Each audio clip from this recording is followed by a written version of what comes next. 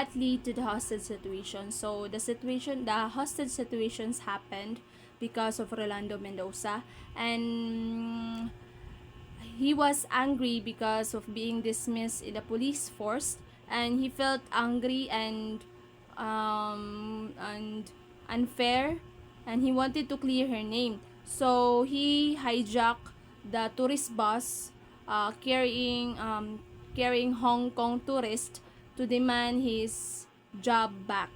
How did the Philippine authorities respond? So the Philippine authorities responded to hostages situations by deploying police and SWAT teams at the scene, and they tried to negotiate Rolando Mendoza to release the hostages, and but ang ilang pag-negotiate kay kanang purli bitaw, kanang palpak ng ilang pag-negotiate ni Rolando Mendoza. And after na sige nila negotiate nga ang iyahang gusto nga demand wala niya natuman nya. After the hours of standoff silang pag-negotiate nila, um, na disorganized bitaw ang ilang pag-execute nga wala na nagkadimaaw na maoy nahinungdan nga naay napatay nga mga tao na mga pila to kabuk, basta napatay siya tungod ra adto nga pagkapalpak sa ilahang pag-negotiate ni Rolando Mendoza. So, what are the outcomes of the incident? So the incidents have a tragic result siya kanang murag brutal nga resulta, and naay napatay siya 8 ka hostages, and Rolando Mendoza killed, and others ang uban na injury lang siya because of cause of public outrage due to the poor handling of the rescue operation na stranded relations between the Philippines and Hong Kong, leading the sanctions of demands for accountability. So ang tragedy also the push of Philippine government to improve muragi pa to kailangan pa jud na i-improve ang police training or crisis response niya, ag mga media guidelines to prevent similar incidents kay tungod sa media nakakita si Mendoza og usay gipambuhat sa mga pulis, giyon sa nila tung mas worse ato katong iyang igsuon nga murag gingana siya nga murag gimo siya baboy nga wala matay sa siya mo nakapatrigger pa niya mo pitoy nakapasuko niya tungod kay wala nila na naingan ang media nga dapat private raman taha ng operation nga, pero ang mga media tungod kay gusto pa nila nga ma-hire ang ilahang ranking, so nag-iyahay sila og kanang coverage katong scene na mo poy kanang laylahi pud sila mga opinion, laylahi pud sila mga istorya about Rolando Mendoza tumang hostage. So were there any controversies surrounding the responses? So there are several controversies na nag-surround sa response tong hostage crisis. For example, the Philippine police sa ilahang ilang pagplano, pagpalpak silang plano sa kanang mga equipment, kuwang silang mga equipment o mga disorganize sila sa rescue operation nga mo'y nakapag worse sa situation na tua. And the second is tong live media nag-coverage nga mo'y nag-blame mon taha kay mo'y nag-reveal sa mga movements sa mga police, sa mga hostage taker, ug iyon sa mga like for example katong mga snipers bitaw na gipalibutan na siya nga mo'y naka-trigger niya ug nakapasuko niya ang ilahang pag ineffective nila mo jud pinaka ineffective nga pag rescue nila kay tungod pud sa media mo po yung nakapalpak nila. How did the international community react? So ang mga international community jud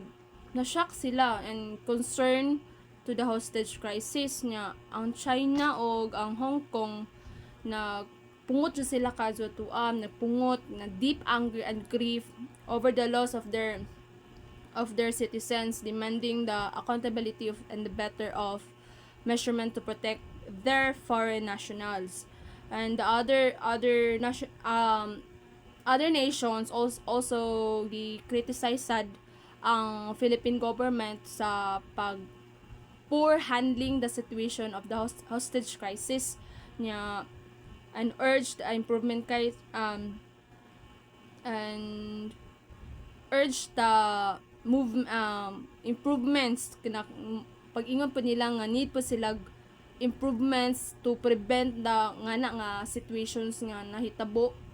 na kailangan nila more training na nga na kay basin sa sunod na mahitabo na pud na nadaghan po na nga matay tungod ra ato sa ilahang pagpalpak sa ilahang plano and to negotiate ato and sa about og sa ilahang pag-negotiate ni Rolando Mendoza nga mo po'y nakada nilag nakapatay sa foreign nationals.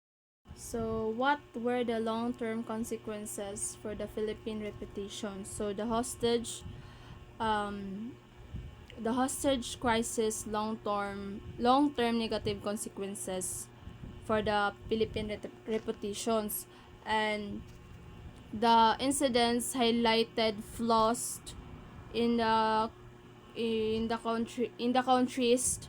crisis management, police training, and governance, leading to the international criticism and perception of incompetence. Ang relationship sa Hong Kong ug China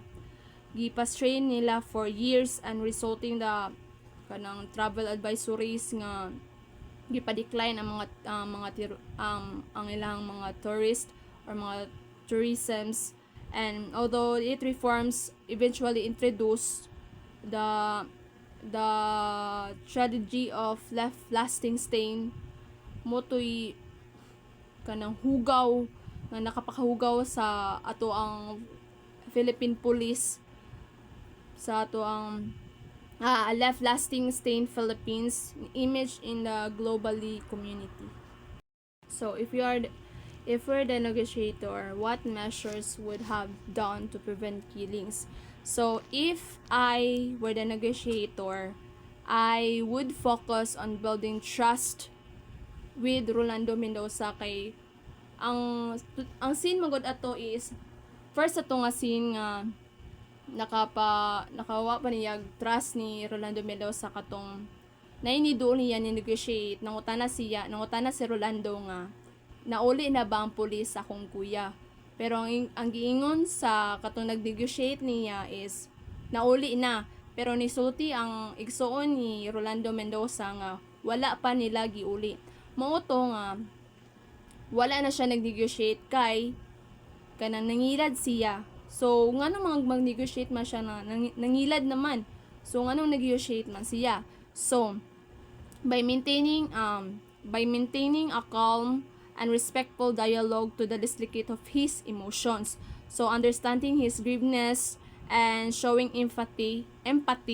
to essential of working towards a peaceful resolution. So kailangan jud nimo nga istoryaan siya nga mahinahon nga unsay kanang isulti nimo nga unsa may kasakit nimo para mahibaw-an namo nga unsay makahatag namo unsay amo ang mahatag nga solusyon para nimo nga dili madung sa pagpatay sa tao, di mahug sa pagpatay. By the way nga mustorya kag